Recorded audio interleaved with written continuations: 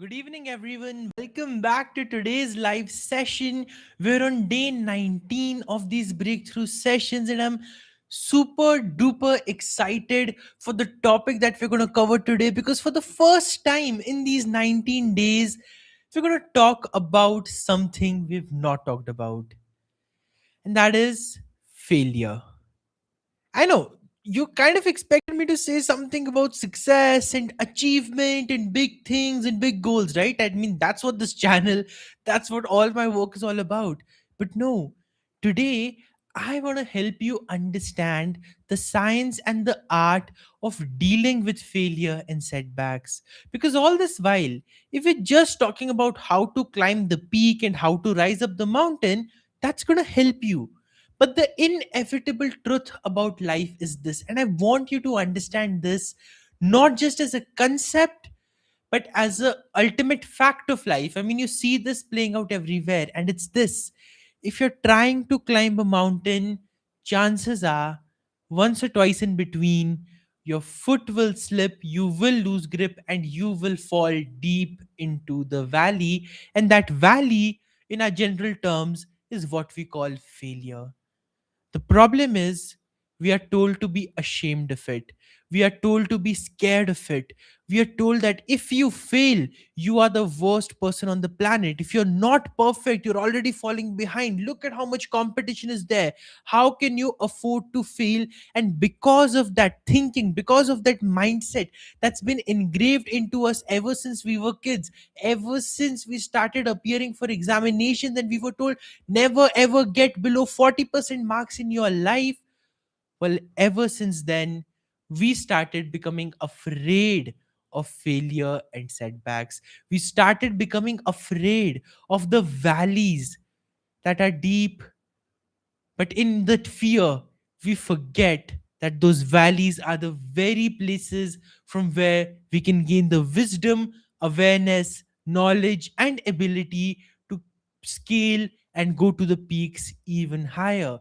That part is conveniently left out when we are taught to be afraid of failure, when we are taught to be ashamed of it. And that is why it is important that we talk about it, that we open up about it, and that we reduce the stigma that this word holds.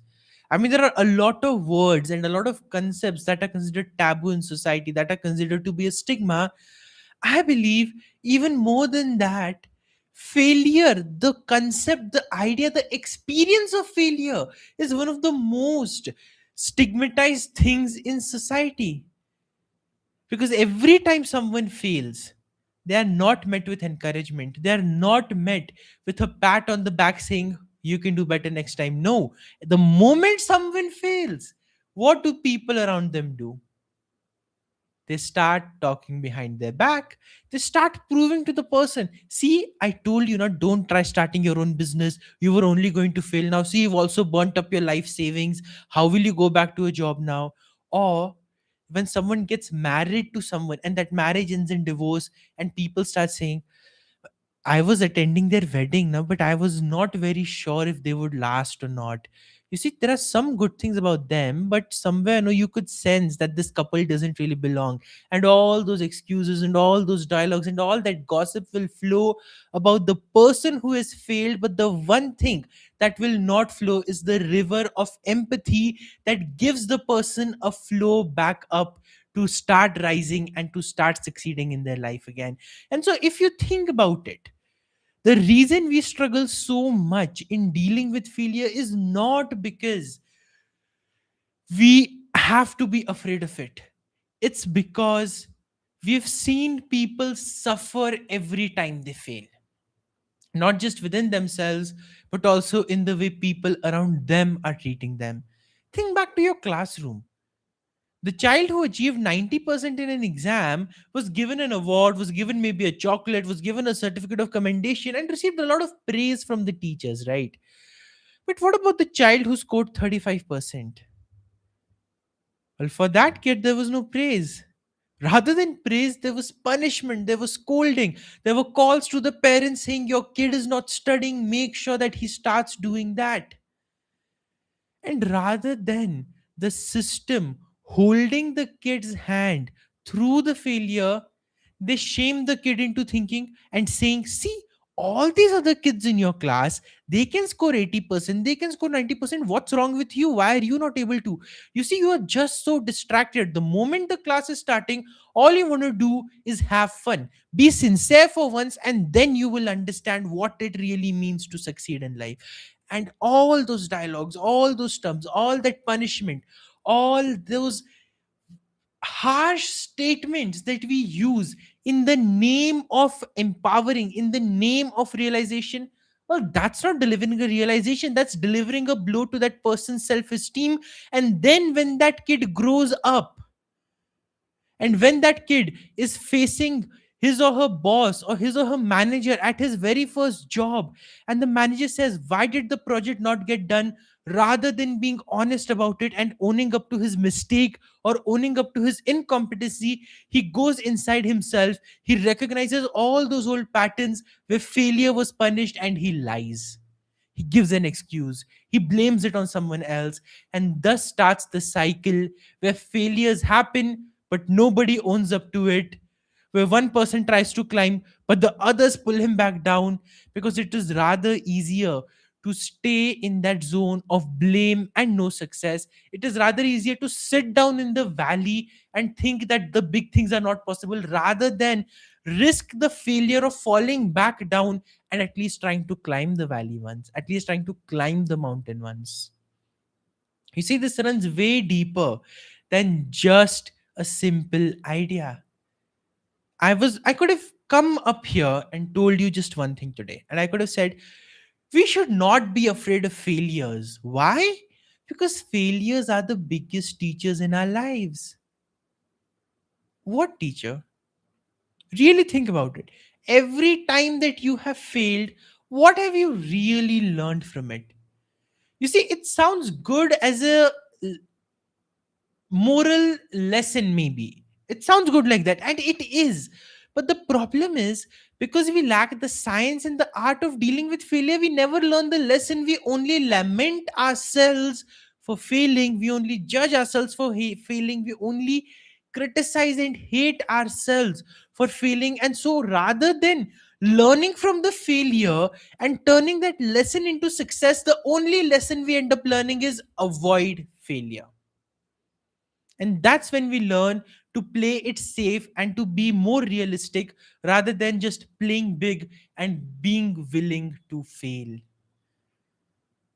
You see, the moment we change this mindset, the moment we make it okay to fall back into the valley sometimes, at least in our minds, I know we can't change the world at large. Maybe we can. So, if you want to keep sharing these live sessions with your friends and family, I mean, that's one way we can do that. So, keep sharing, keep sending this, especially if you want some people to learn this lesson. Nah? Share this video with them. They'll automatically understand the power of empowering people through failure rather than shaming them through it. So, this is one way to change the world. But right now, in this moment, can we change the world and the way people perceive failure? No. But can you change you and the way you perceive failure?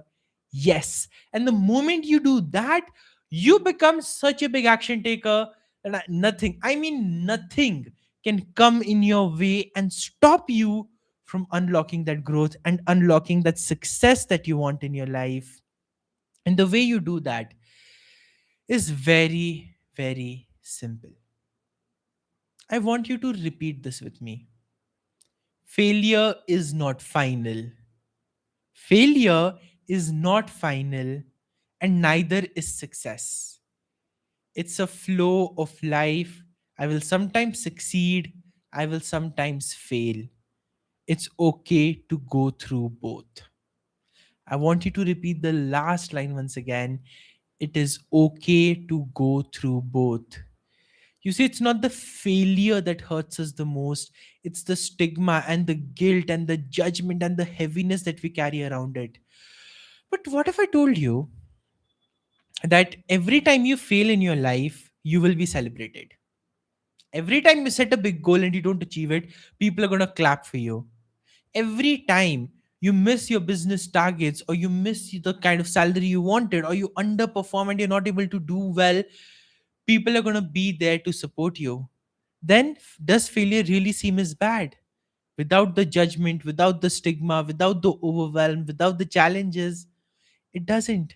And in this space, right, when you have destigmatized yourself, and when you have accepted yourself, and when you have loved yourself despite the failure and setback, I mean, anyways, it's not that big of a deal, but still, when you have done that, what we say that failure is your biggest teacher, that's when you're able to unlock it, and that's when you're able to deal with it, because for the very first time now, you can look at the thing that you failed at without the emotional charge of heaviness and guilt and regret and shame.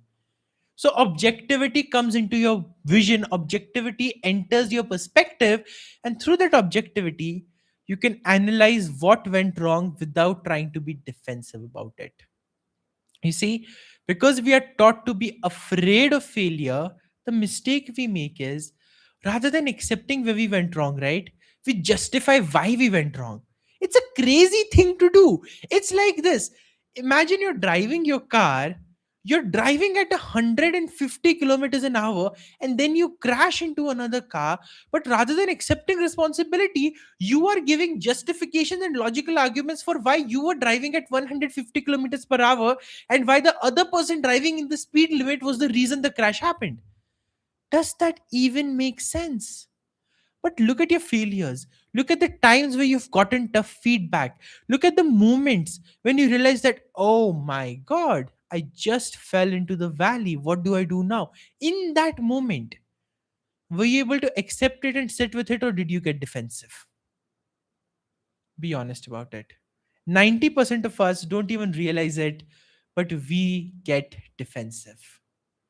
We justify why we went wrong rather than accepting the fact that, yes, I went wrong and I'm going to improve on it. So, when you let go of the judgment and stigma around failure, that's the very first thing you're able to do. You're able to recognize that, oh my God, yeah, it's not that big of a deal.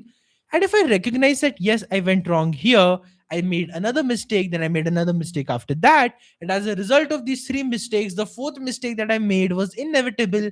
And after a chain of these mistakes, this project or this goal or this dream or this relationship, it became a failure. Now, from that moment on, you can understand, you can grow, and you can take the lessons that you need for your success. You can take the lessons that are crucial for you, and bam, you're ready to improve, you're ready to grow, you're ready to succeed, you're ready to take action and start climbing the mountain back up again. And in that moment, you realize failure is not bad. Failure is not final. Failure is a really good teacher, provided the fact that can you let go of your emotional charge around it, and can you look at it for what it is rather than what it says about you. Because there's a big difference between I have failed and I am a failure. You notice the slight shift in the weight that those words carry? I have failed versus I am a failure. When you say the second statement that I am a failure, you reject the possibility that I can climb the mountain back up again. I can go back to success again. I can rise from this setback like a phoenix does from the ashes and grow like the person who can do anything and everything that they want. When you declare that I am a failure, you close the door. You close the opportunity. Even if the universe is giving it to you, you won't be able to take it. You won't be able to accept it. You won't be able to grow from it. So, from today onwards, I want you to do one thing as an action step. Any and every time you encounter a setback, and I'm sure you will, that's the way the world works. I do encounter them to this day. There are probably, I think, two or three times when I could say I failed today itself. But does that make me a failure? No.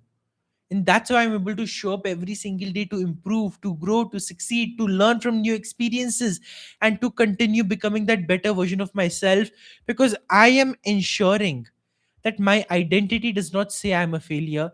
I have failed. That's a different thing, but I am a winner. I have failed, but I'm a winner. I want you to keep this in mind every single time you fail, which is probably going to be a lot. So it's better, good to remember this, okay? See, Ultimately, the thing is this: failures are not bad, setbacks are not bad, success is not good, achievements are not good. Good or bad is only defined by the emotional charge we assign to the event that is happening.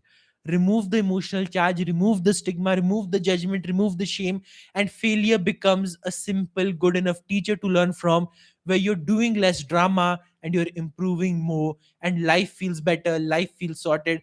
I'm sure that's the life you want. So for the next 24 hours, understand this idea, embrace this idea, and keep saying, even if I failed, I am a winner. Okay, declare this right now. Even if I failed, I am a winner.